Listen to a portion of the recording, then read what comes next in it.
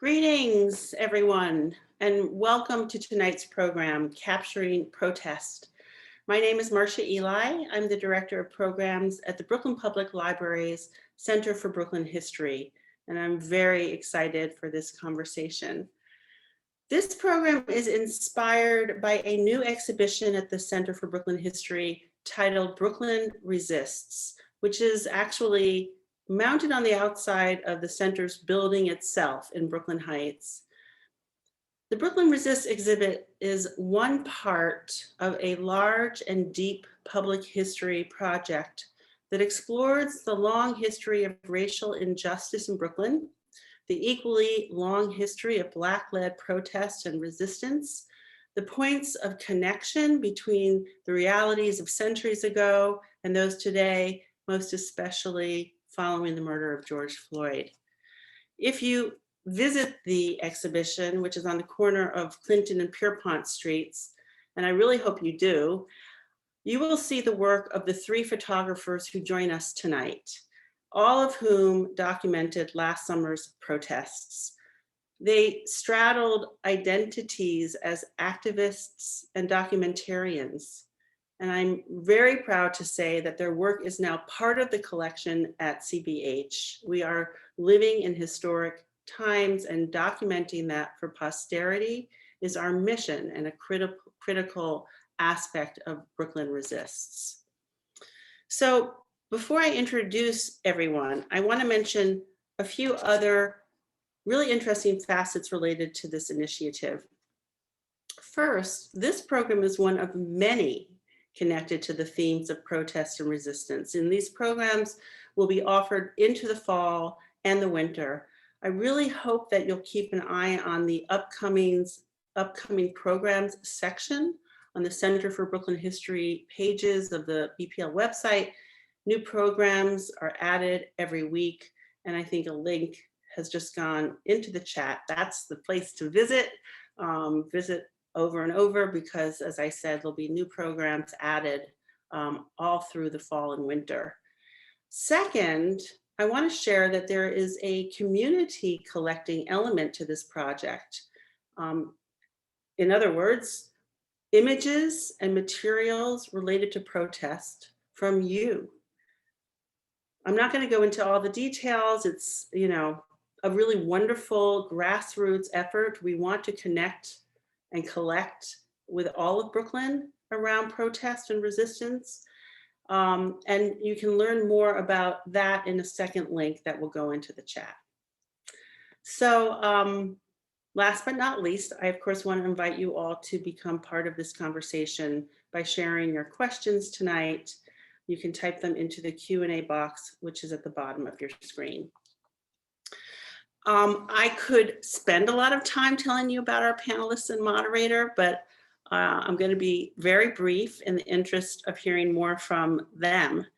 I want to say that they are all inspiring, amazing, dedicated people and photographers, and it's truly an honor to have brought them all together for this conversation tonight. So now let me tell you briefly who they are. We'll start with Terrence. Terrence Jennings' work circles the necessity of historical documentation and extends to the worlds of national news, politics, entertainment, event coverage, photographic art, and the African-American experience. His work leans towards social justice, photographic coverage, and our right to control the narrative that determines our collective futures. It is held in the collections of the New York Public Library, the Schomburg Center, the Brooklyn Public Library, New York University, Harvard University, among others. He is a recent new member of the photographic collective Tuange and the founding curator of the award-winning photographic talk series, Visually Speaking. Hi, Terrence. Hello, hello, hello. Hello, hello, hello. Brooklyn, New York City. Brooklyn Public So glad you're here. Thank you for allowing me to be here. It's greatly appreciated.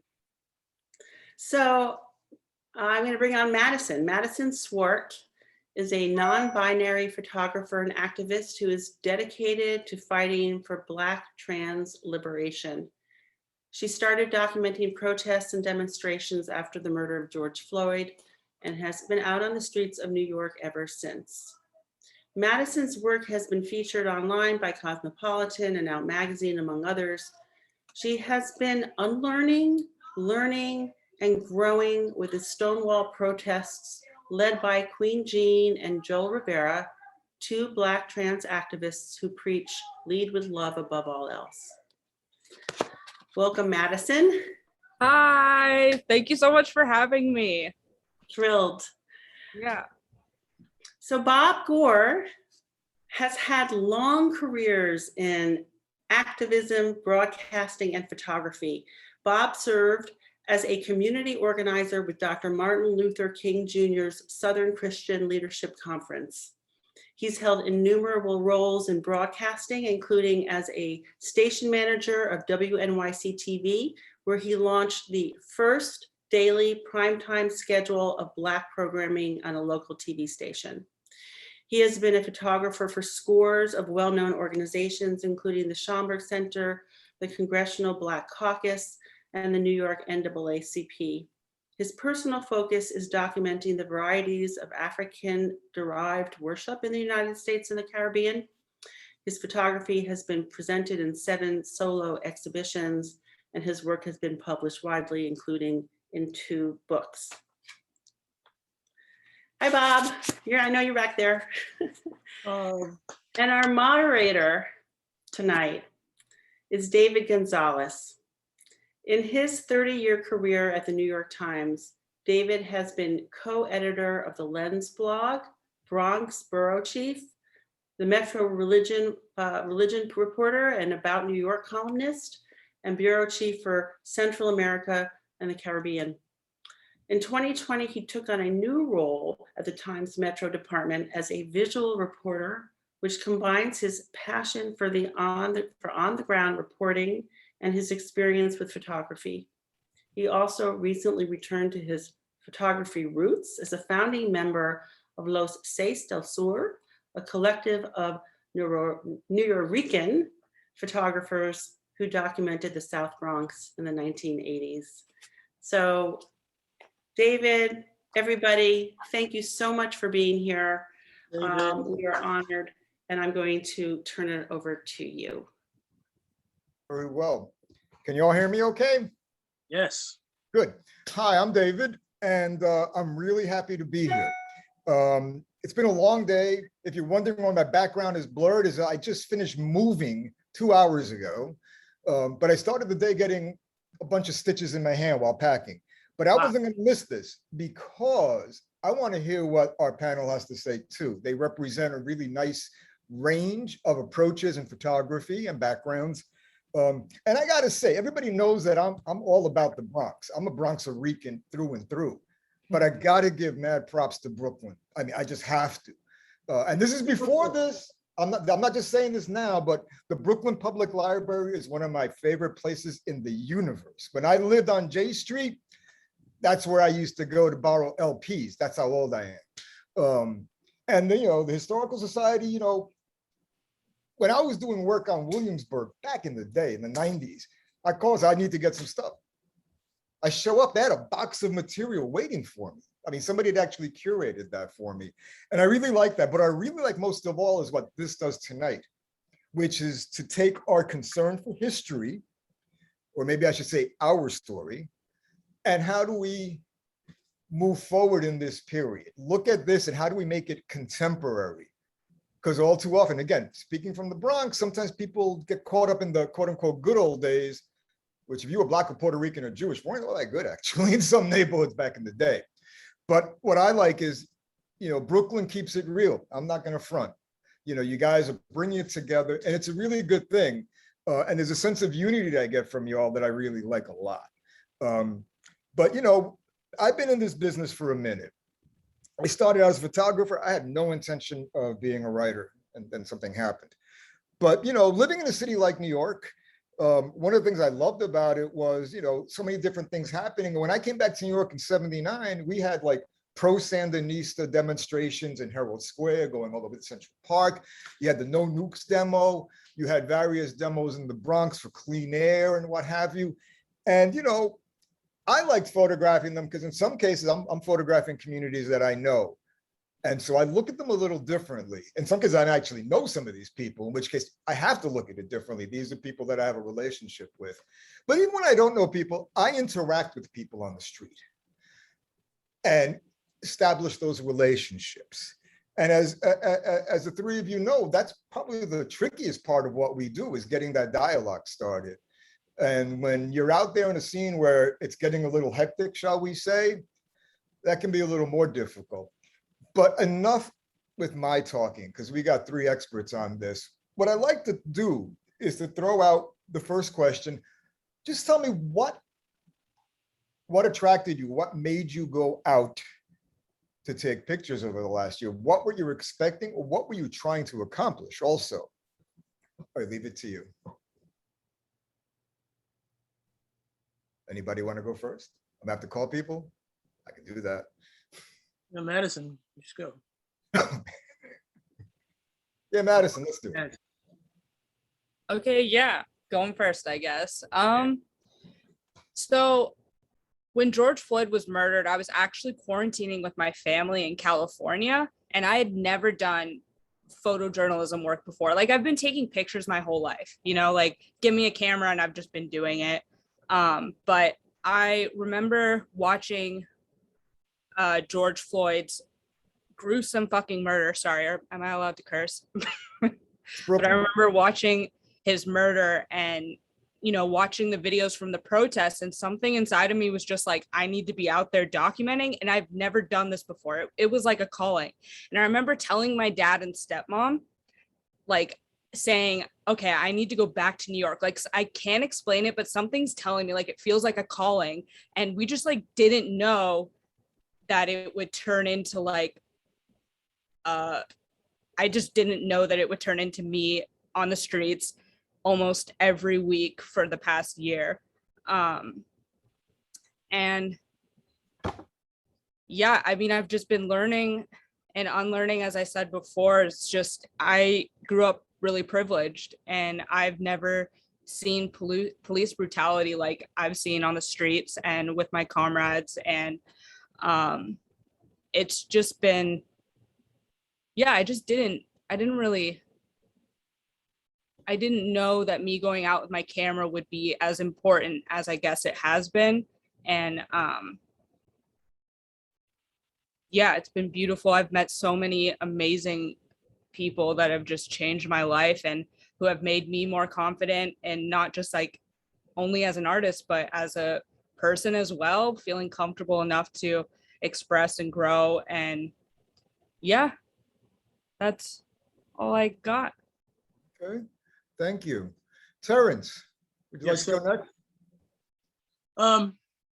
For me, it's a little different story.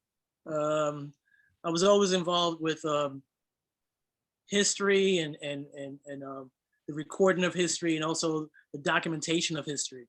So from when I was younger, I would go totally explore like my uncle's entire library. And he had like a very massive library, and that's what I would be. So fast forward, news became something that I was really interested in documenting and recording. And as I matured and read more and researched more and got into the whole process of what the documentation is, even though, I was kind of like a student demonstrator, a protester, protesting against tuition hikes and so forth, and stuff that was happening at the UN, I would eventually move into this circle of understanding the relationship between history past and history future, and how it correlates and how it intersects. And for the longest while, I would spend a long time at the library, the Brooklyn Public Library, in addition to the New York Public Library, in particular the Schomburg Center, and the big library on Eastern Parkway. Those were my two center points, as you can see in this photograph, actually. So my whole life kind of revolved around those two particular facilities, research centers, and the gravitation of of the history that was in those buildings, which actually allowed me to study it more and more intensely and more intensely, and then figure out a way to visually export those ideas and concepts.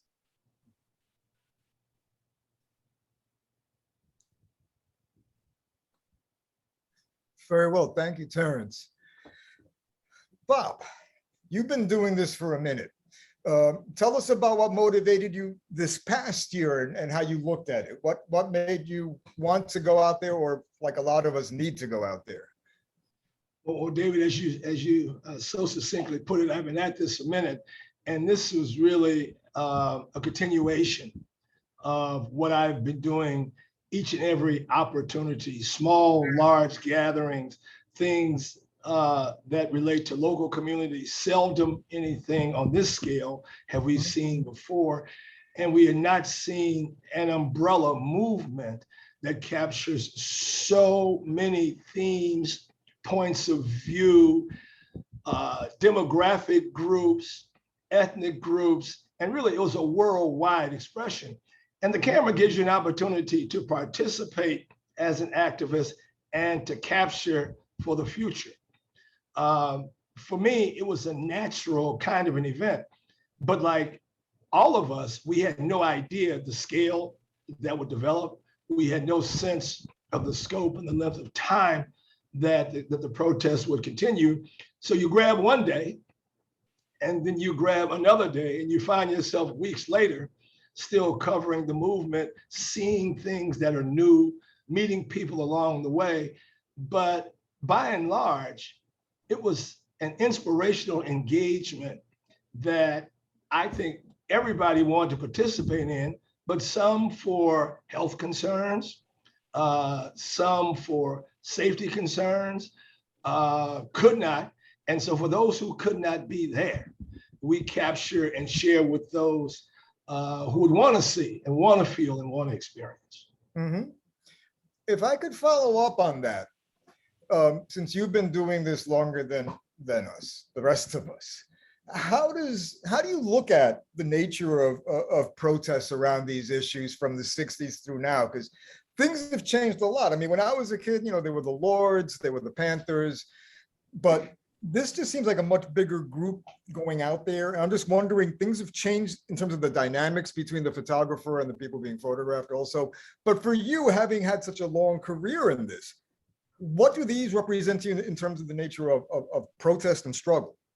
Well, except for those large events that typically happen in Washington, they were usually calendarized. They were those major peace, civil rights gatherings. We've not seen a national movement in America before, a national protest before. The other difference is that historically, civil rights, peace, women's issues were single focus. You had a theme, you had an objective, and usually the gathering was short-lived because the purpose was to gain exposure. Mm-hmm. We had a set of social circumstances, the pandemic being an important player here. People at home with available time and a paycheck for many people. A lot of factors that caused this to mushroom worldwide. To me, I never thought I would live to see the day that a Black cause would be embraced in places where there were no Black people. We had protests in New Zealand. We had protests in suburbs where there virtually were no Black people. Mm-hmm. And you can't really get a handle on how many towns were engaged. Some say there were 20,000. Well, that was way beyond anything that we could have contemplated. But the Black Lives Movement as an umbrella movement has embraced so many of the various themes that were either left out or were felt not consistent with the strategy and the mission of earlier efforts. And so you had people marching together who were representing very different points of view, but celebrating and bringing the message under the Black Lives Matter umbrella. Mm-hmm. Madison, if I could ask you something here. You said you felt this need to go out there. I hadn't really done this before. As you ventured out, what were you trying to look at? How were you trying to look at things? Because when we look at pictures of protests, there's always the ones that show people angry, jumping in and out, which I hate. But I'm just wondering, how do you approach the people that you were photographing? How did you handle yourself? And also, what were you looking at? Yeah, I mean, when I first started, I was a protester first and was just like, I just was in the crowds, like marching. And then also I would take pictures of anything that caught my eye. It was usually signs, I think, in the beginning. And then as I started going out and getting a little more comfortable, because like I have such bad social anxiety, like I get so nervous in crowds. So it's so wild that I'm doing this kind of photography, because every time I'm there, my camera helps me to kind of focus, but I'm very like overwhelmed. And so as I started going out more and meeting people and just seeing like the impact of, this kind of photography and how like people love to see themselves seen, and also just like I started to focus more on portraits and people, like just as you were saying, it's all about the connections you're meeting and like the beautiful personalities, and just like catching a moment that like not everybody else might be seeing, just someone who's smiling in a silly, cute way and the light is hitting them nicely and everybody could be focusing on something different. I have started to focus more on individual protesters and portraits. And yeah, like it's kind of just always changing. I guess it depends on what's going on. Like, obviously, if the police are attacking us, I'm working on capturing the police and using that to help comrades who might get arrested. And so it just depends, I guess, on, yeah. Thank you. Terrence, I mean, you and I share a lot of the same approach to the stories of our communities.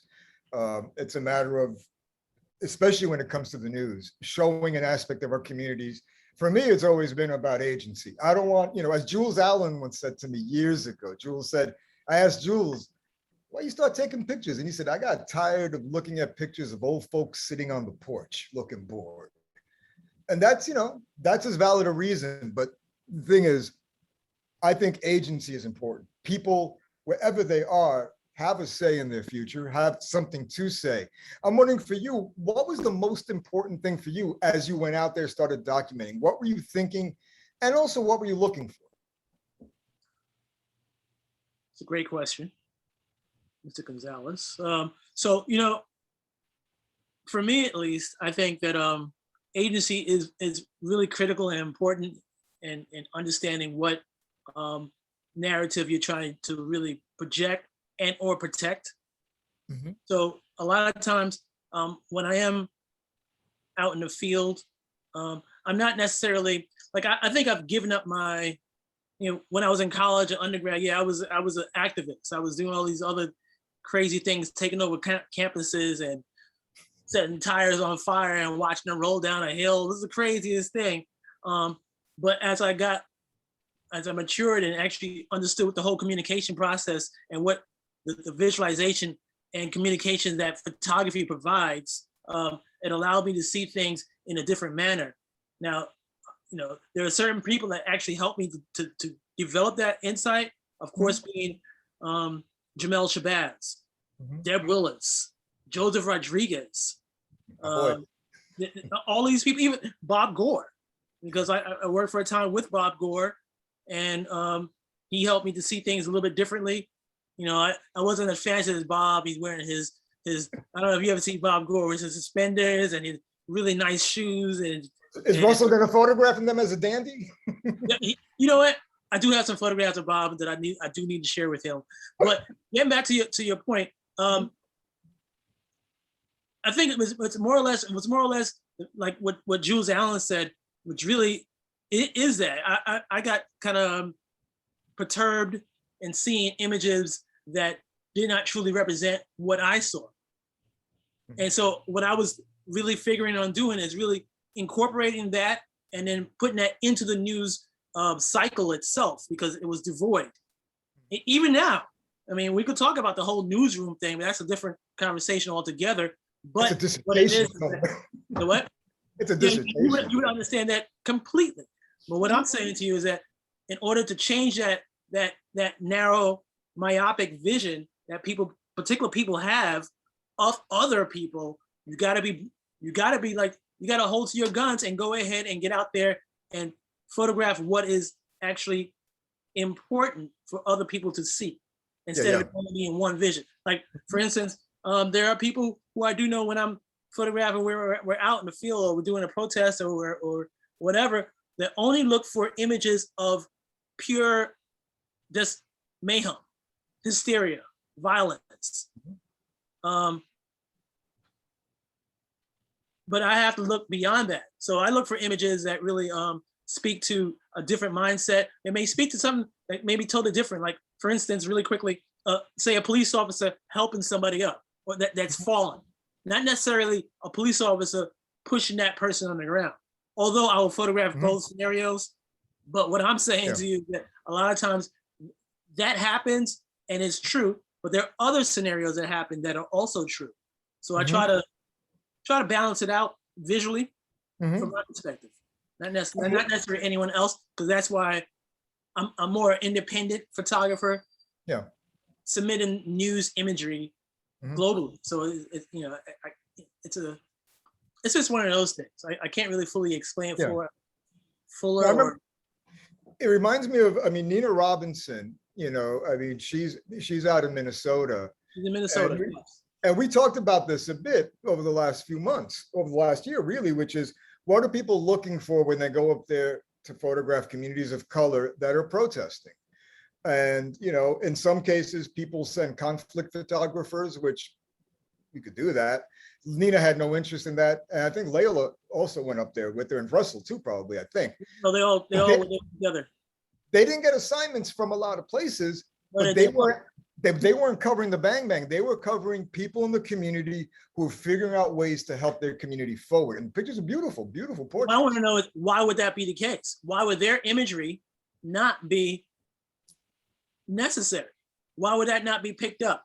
And I know, of course, it's because of the sensationalization of the news media itself, but Russell Fredericks and Layla Amatul Baran and Nina Robinson are creating a narrative that speaks fully to the agency that you're talking about.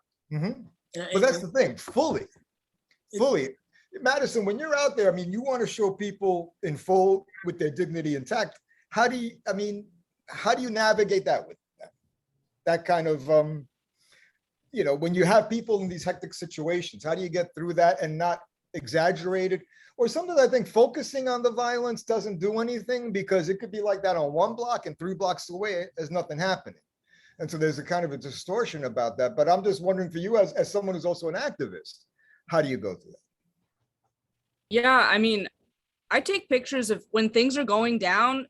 I take pictures of everything.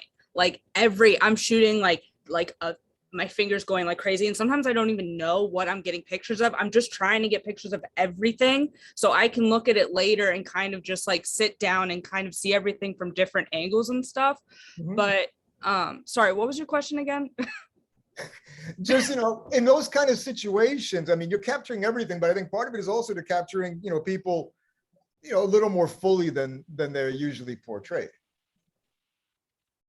Yeah. So you're talking about making a photograph as opposed to taking a picture. I don't know if that's really. Yeah. Let me say, I think all of us have a predisposition. And for me, particularly, I have a political objective to my photographs, and I know my content is a counter narrative. Otherwise, I'm not motivated to do this. Now that gets into what do you do with your pictures?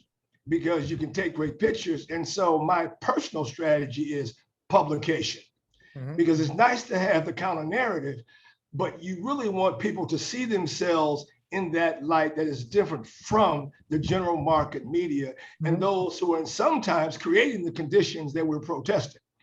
And as Terrence mentioned, you gotta have an eye for what it is that's missing from the story. And that's an important starting point. But you also need to have a way of letting those people who need to see themselves in an elevated and in a counter narrative context. And so I'm typically thinking about, how do I get those pictures out there? So from last year, I'm doing a book just on the New York protests that comes out this fall. That's not everybody's cup of tea, but I'm concerned about my audience. I mean, I do what I do because I like it, but I'm more concerned about the young people who never see themselves in the point of view. So that you go to a protest, there are 1,000 pictures in a circle around you. And so how you frame is part of your political point of view. What you do with those pictures becomes another kind of strategy, but making sure that your audience see themselves in an elevated, if only a counter narrative context, saying that's how I want to be portrayed. And I want to portray you that way with my camera. Now, is that the flavor of the month right now? You know, the last year, it was like, you know, a lot of photographers of color and other folks are getting assignments, going out there. And what I've been hearing from some folks is it's crickets now. They're not getting those assignments anymore. So the question is, I mean, you know, Terrence, how has it been for you in terms of you do all this, you get that out there, but now it seems like, you know, things are like the photographers aren't being asked to cover other things in these communities when there's, and this reminds me of like when my mentor, Tom Johnson, you know, the New York Times, right, Newsday started in the 60s, you know, just go out to cover a riot and that's it, you know. And I'm just wondering, I mean. So, you know, David, before I get into me, what Madison is doing is very important because she's doing, it's a subculture of a subculture. Because when I'm out there and actually photographing at Stonewall, it's a different energy. Yeah, it's a different group of photographers. So I'm just talking from photojournalistic perspectives, because, you know, I know many of those guys. I don't know many younger persons like, say, what Madison is doing, because for the most part, a lot of times we do get snobby, and I just put those people out of my mind, and I'm just gone. But there is the coverage that I see of that is very, very limited. It's like it's almost like it doesn't really exist. Like only people who are really in the know would know who was the Queen, is Queen Jean, right? Madison? Queen Jean and Joelle. Yeah. Only really particular people, like only reason I know them is just because they were very, of course, they were very there and very present. And I went to them and I spoke with them, and I wanted to hear what they were saying, and so that hearing what they were talking about and have these conversations with me allow me to go ahead and photograph them in ways that did respect their honor and their dignity. And this is something that I think I probably will have to do a photographic essay on, which is I saw honor and dignity as well, or I saw honor and dignity, which is kind of a play off of one of Jamel Shabazz's exhibitions. But yes, so, you know, what she's doing, you know, I got to applaud her, because most people are not really doing that. No, they're not really covering that because they may have their prejudices. But getting back to your question again, you're saying, am I experiencing crickets, is what you're saying? In terms of, you know, the last year, a lot of Black photographers got a lot of assignments. Yes. And I've been hearing from some of them in recent weeks, months, the phone ain't ringing like it used to be. So one of the things that I kind of like, that I do is, because I am a quote unquote African-American photographer, or people may think that that's what it is, because really actually I'm not. There's a whole bunch of different people inside of me. But what I'm saying is that you got to go ahead and do the gamut. You got to go ahead and do a whole bunch of other things. Like I go to the UN, and a lot of times when I'm at the UN, there are no photographers of color there, which is really something that really boggles my mind. But you got to go ahead and do other things. Like I'll cover the mayor, I'll cover the president, I'll cover a gun shooting. It goes against a gamut. You know, I'll cover white people, I'll cover Black people, I'll cover Puerto Rican people. It doesn't really matter to me, honestly, as long as I'm able to go ahead and bring out their humanity in ways that are not necessarily seen. And I think that's one of the most important things that I can do as a photographer, and hopefully to push on to other photographers, you know, such as Madison, actually, because this conversation is really intergenerational. You know, Bob, you know, being the grand Bob, Big Bob, and myself, and young Madison. So, and it's a continuation of a process. So it is that we need to each one teach one type scenario, and remember and respect the agencies that we are actually allowed to really go ahead and photograph, and pushing them into a space where their dignity and their humanity is recognized, Right. without sensationalism. And that's the key. That's the thing. Terrence, just one point to your last comment. Bringing, we used to call them target audiences, but bringing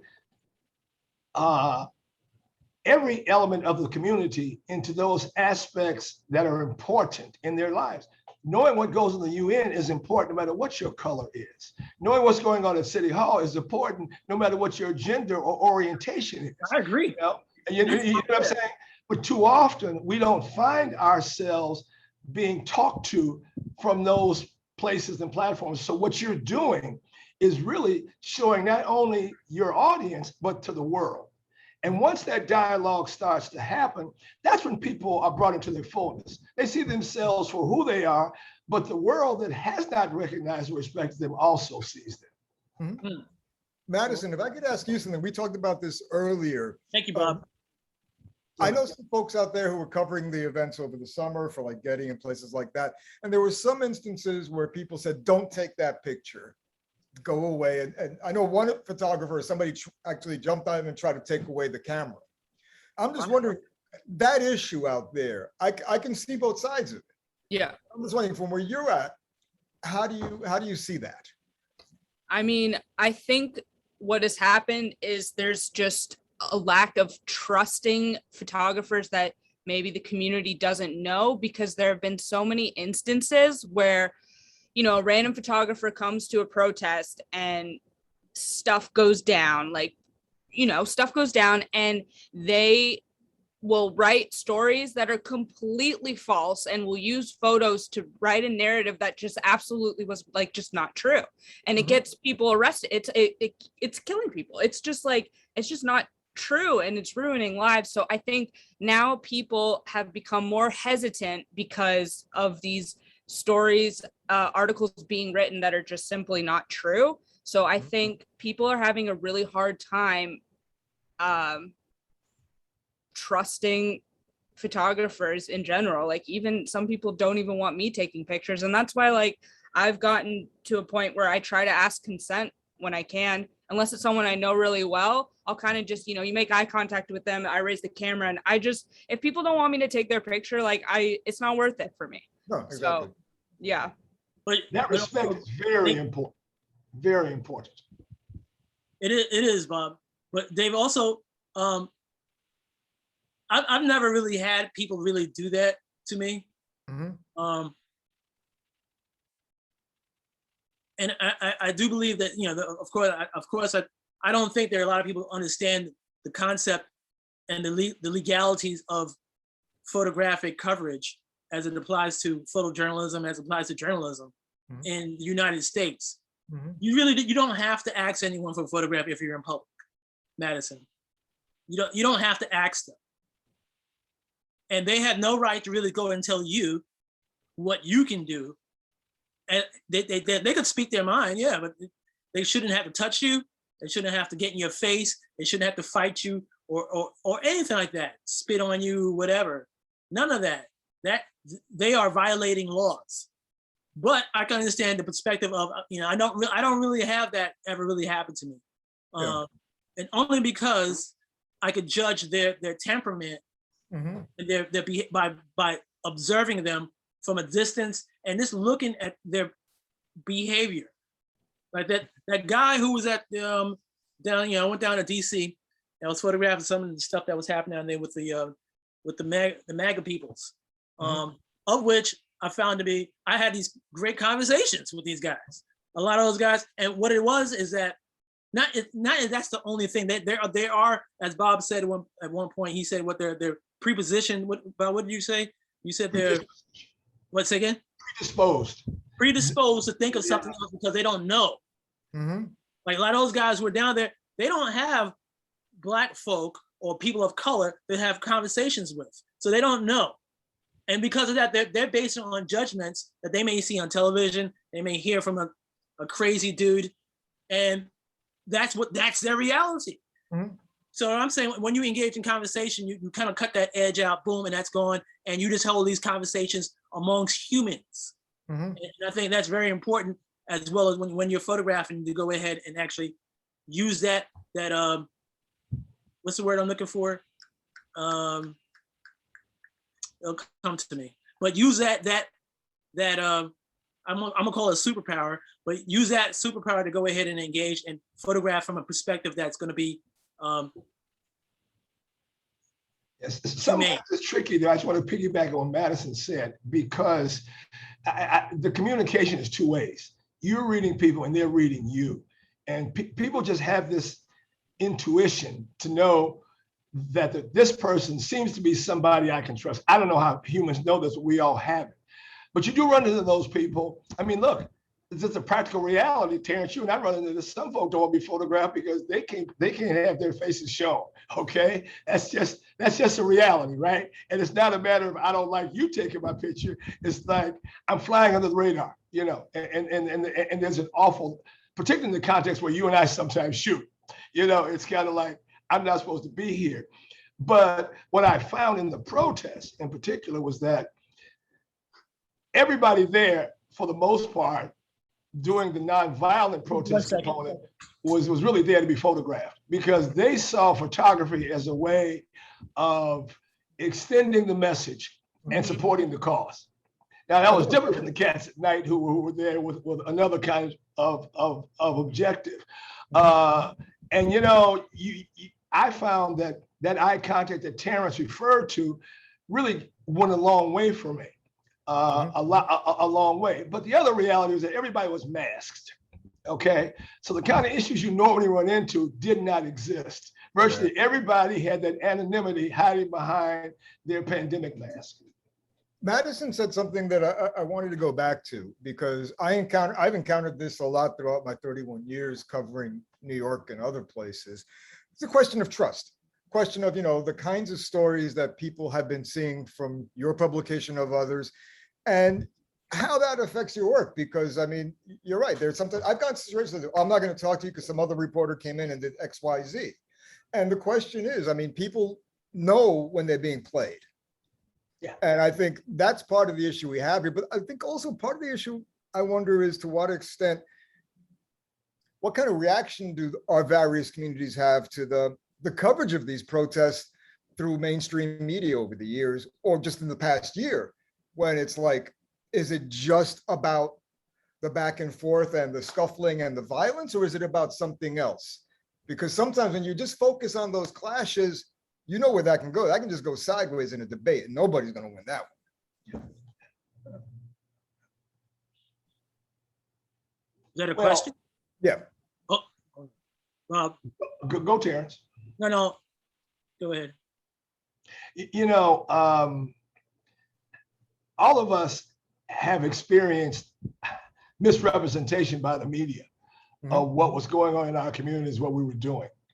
And the notion of objectivity, I didn't believe in that even when I was studying journalism. So, you know, we all have a point of view.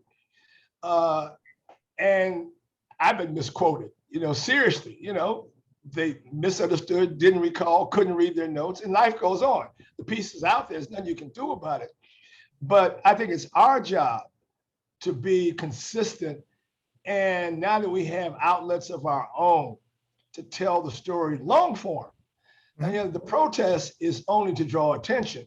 The story of the people's lives and the causes that need to be rectified and the institutional changes that are needed take a long form perspective. And the door is open from the protest. But the reality is that we're not going to depend on the broader society to carry our water. They knew our causes existed before and did nothing about it. And when it's your time on stage, you will be hired. You will get an assignment, but you're not going to be there long enough in those situations to really make the change that has to happen. So you got to stay the course long term. The things we're talking about in Black Lives Matter aren't hardly new. You know, the broader society says, oh my God, transgender, oh my God, police, oh my God. Well, most of us knew that these things were there before we were born. And so we've got to take the long view, but seize the opportunity when it is your time on stage to raise attention. Mhm. Do you think the last year saw a lot of traditional media outlets all of a sudden embracing all things Black, and sometimes with embarrassing results, sometimes with interesting results and good results? But I'm wondering, that interest that we've seen, how do you see it going forward now? Do you see people just dispersing, or at least the attention of publications turning away from it? You know, David, I suffer from the odometer effect. See, I've seen the cycles over time. Exactly. This is not the first time. Odometer go around. Yeah, right. This is not the first time, you know, Black, Latinx, women's causes were hot. This ain't the first time. Okay. But what it does do is, there was an interesting column in the Times. A young man was interviewed. Many of the people who protested, that was their first time. And they describe it as a transformative event. Now, they're not going to be out there marching every weekend. They're going to go back to the office and do what they're doing, but they carry with them a new understanding of what the issues are and the possibilities. That's the hope, particularly with a younger population. That's really where the hope comes from. Because again, the things we're talking about have been around for so long that they're entrenched, particularly with the older generation. But this was a young, primarily female protest.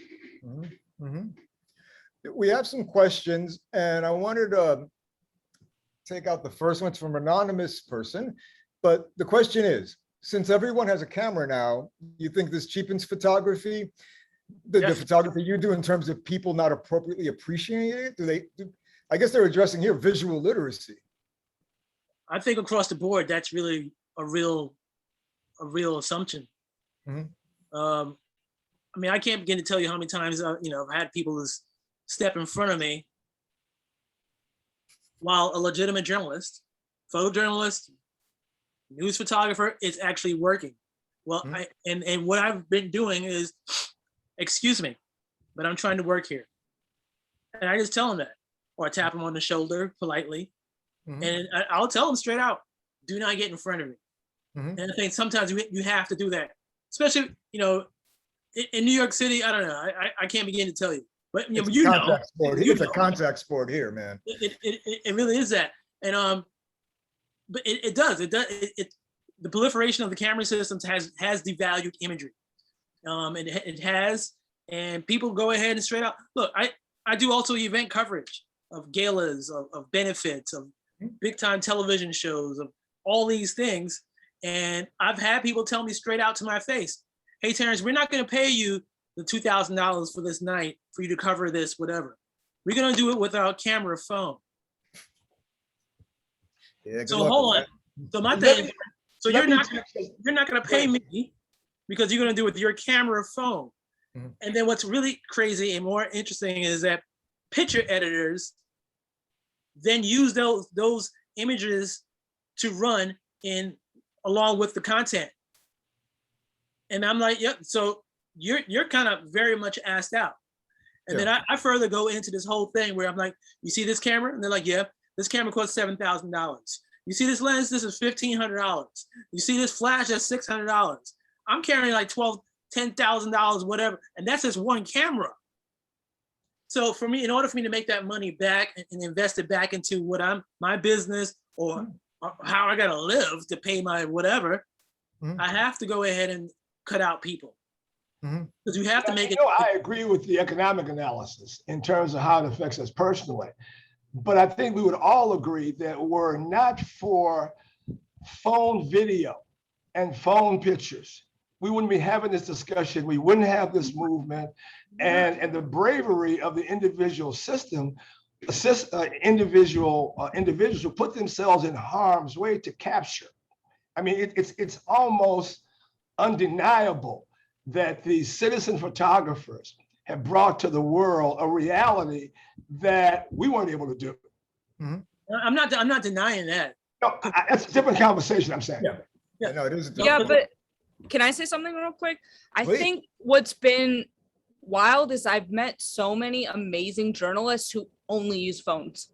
who only do video on their phones, and they're some of the best journalists I've ever met too. So I think it is like, I personally will always want to use a camera. Like, I don't think it's the same thing, but there is a different sense of like report. I don't know, because like people, There's a different sense. The sense that you're talking about is really the sense of training, because I could do the same thing on my phone that I could do on my camera, but it's the sensibility that you're using to go ahead and communicate that process, and that's what's lacking, and that's what's being used. Mhm. But as it plays into the whole, say, the Black Lives Matter movement itself, it became so sensationalized that it carries a certain level of trivialization that bothers me. I mean, and that's really simply put. But yes, you do have photographers that are able to go ahead and submit their stories and do all that stuff. I know several, and I know several of the best.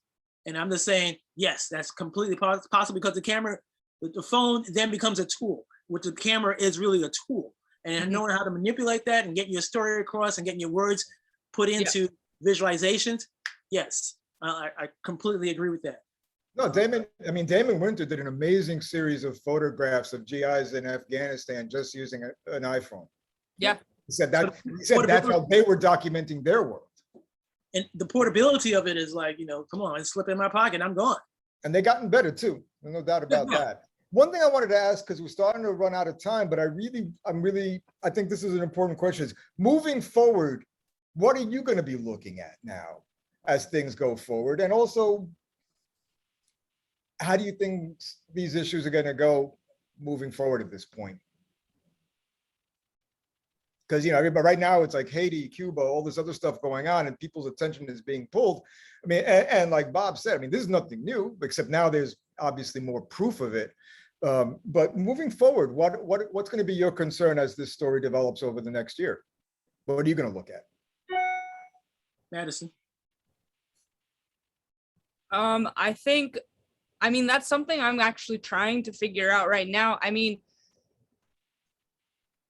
unfortunately, there's always going to be police brutality, and there's always going to be racism. There's always going to be, I don't know if it's going to be as big as George Floyd. I think right now I'm trying to figure out how to do more mutual aid, putting more into community, and like maybe not as much just protesting, because I think it was Bob, you were saying like protesting gets people aware, raises the message, right? But at a certain point, we can't just be marching in the streets. So I think that's what I'm still trying to figure out. Yeah. Terrence? Oh, I thought Bob was all right. Well, for me at least, I'm a news photographer. I'm a photojournalist. So, what may be transpiring, say, in Haiti and in Cuba, like I've been to Cuba several times, and I really love being there. So I'm just trying to figure out, one, how to get down there and have it be sustainable. Because if I get down there and I can't recharge my camera batteries, I'm assed out, really. Unless I'm gonna do film, and even if I'm gonna do film, I'm gonna have to build a dark room. It's a whole bunch. So for me, it's really the whole process. And also, New York City. I live in New York City, of course. And then we got the mayor's race happening. I don't know who's gonna win, either Eric Adams or Curtis Sliwa. I don't know. Maybe you guys might have insight. That was a joke. But Curtis Sliwa, that's the funniest dude ever. But what I'm saying to you, there's so much to do in New York City. That there's so much to do. I mean, for me at least, I see so much to do. Bob, what do you think? What are you going to be looking at and photographing? Well, again, I look at audience, and in most of my work long term, I think about trying to influence what's happening in the minds of young people. Both you and Terrence mentioned my favorite long-term project, Haiti. I've been to Northeast Haiti for about 10 times, and amazing work was happening. I did a book that the young people can use to see how an American feels about their work, and seeing themselves in not the fly in the eye, that Americans portray Haiti being in the place of chaos. Mhm. I portrayed them strategically as beautiful young folks who are accomplishing in a place that is self-sustainable and the like. So I kind of look at this, how can I make a local small dent? And I ain't going to change the world. You younger folk believe that, and that's what young people are about. I'm thinking more strategically. So when I take on a project, I'm looking at, if I can get this little book of mine into the public libraries and to a handful of schools, I've accomplished my goal. Mhm. And that's the way I look at it from the point of view. But that also involves not the shooting, not on the street, but you got to figure out how to get your projects into a way that people can consume the content. Mhm, mhm. No, access to it is important. I mean, the people that I photograph, with my collective Seis del Sur, when we do shows, we do them ground level with big windows. So people are going to walk by and say, oh, what's this? Let's go in. That's right. And, I don't really need a photo critic or another photographer. I'd rather just talk to somebody who says, oh, my cousin used to live in that building. And then we start a dialogue. And that can go really interesting places, or maybe goes nowhere. But I like that. Listen, we're running out of time. So I wanted to thank each and every one of you out in the audience for coming, but especially this panel with Bob, Terrence, Madison. It's really been a great conversation. And even though today was a bear of a day, I'm so glad I had this conversation with y'all, because these are the kind of things I think more people need to hear, and especially, I'm going to be blunt, people in my profession need to hear this. I mean, everybody's going around talking about representation and all this, and this critical moment. Okay, let's get real now. I mean, like Bob said, this isn't new, but now we have proof. But also we have, I think, also a generation of people that are, I mean, I look at my children's generation, and they're much more about solidarity and help. They're not so self-centered. I'm going to get into, this great school and forget about everything else. They're looking at, that gives me hope, because, when I was a kid, there was a whole different deal when the Bronx was burning. I mean, we did do that self-help eventually, though. That's what got us out of it. So at any rate, enough of that. I had to talk about the Bronx at some point.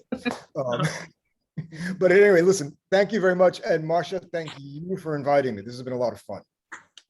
Thank you all. I thank you so much for sharing what's in your heads, with us, with each other. It's fascinating. There's so much there. I feel as if we just basically scratched the surface. And I want to say, to Bob's point about audience and future, I'll mention what I said earlier, which is all of your works are now part of the collection at the Center for Brooklyn History. I hope that you imagine people, historians, researchers, children, students in 50 years, in 100 years, understanding what happened during this time by looking at your images, because that's what it means.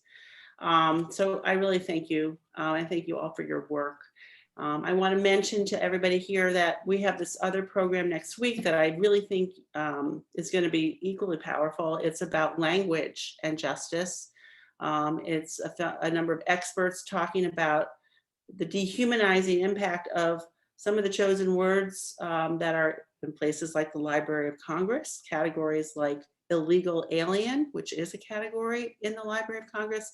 So I hope you join us for that. I think the registration for that will go into the chat. Finally, please check out all the programming offered by Brooklyn Public Library's Arts and Culture Department. It's called BPL Presents. There are summer concerts, there's family programs, there's book talks, there's much more. So I want to thank all of you for being there, coming, everyone who's been here tonight. I hope we see you next time, and have a good night. Thank you. Bye. Thank you. All right, this has been wonderful. Thank you. all. Thank you, David. Thank you. Yeah, thank you, Bob, David. we got to meet sometime, Bob. Done. Good. Y'all take care.